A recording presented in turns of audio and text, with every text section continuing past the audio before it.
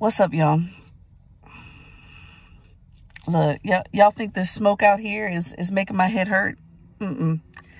SCOTUS is making my head hurt right now. We want our kids to be judged for the content of their character, not the color of their skin. Look, I see how conservatives try to twist those words, and they're living in idealism. That's where they're living. They're living in idealism because, yes, I would love for us not to judge on the color of skin, but content of character right now. But that doesn't account for centuries of history that still trickles down today. I just had a conversation with a group about this today in my equity summer school, by the way, about how we have a whole stream of history that's connected to systems, today's systems.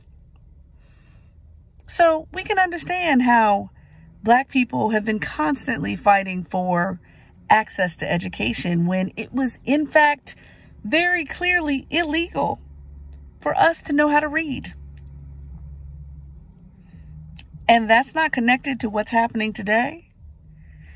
Or our Latino siblings, where, again, systems made it clear that they were less than a full person. And therefore, because they're less than full people, they shouldn't have access to education. So you can dream all you want to, but irrelevant to today's United States of America.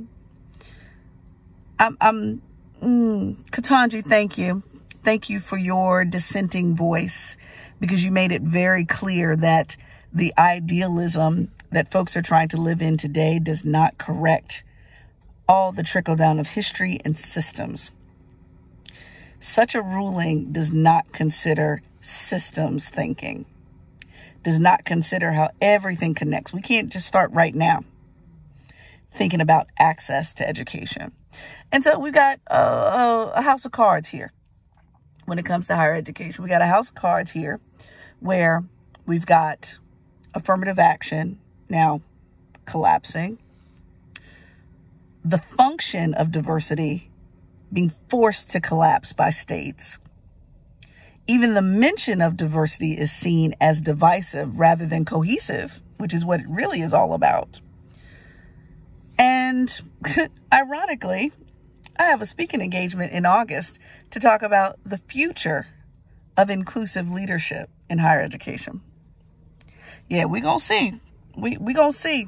Y'all pray, saints, on what I'm supposed to say, because I have a whole lot of things to say that, frankly, some are legal and some are not based on this type of law. I am frustrated, but yet at the very same time, I'm grateful that I was able to retire myself from higher education before all of this started collapsing. I take for granted that I live in a lot of privilege in regards to where I live. I have a Black mayor around Black schools in a Black state with a Black governor with very overwhelmingly Black and brown cities. I realized this. I realized how that cushions me. And at the same time, I'm not giving up. Biden says that this doesn't have the last word, but there will be some battles that will still need to be fought, and people will be angry. And there will be questions like what I have around legacy. If you don't want to acknowledge the history of Black and brown people in this country and their access to education, then I don't want to acknowledge the privilege that has been had connected to access to education in this country. So, given that, we got some work to do, y'all. So, I feel like it needs to be some furniture moving going on in regards to this fight, because it's certainly not over.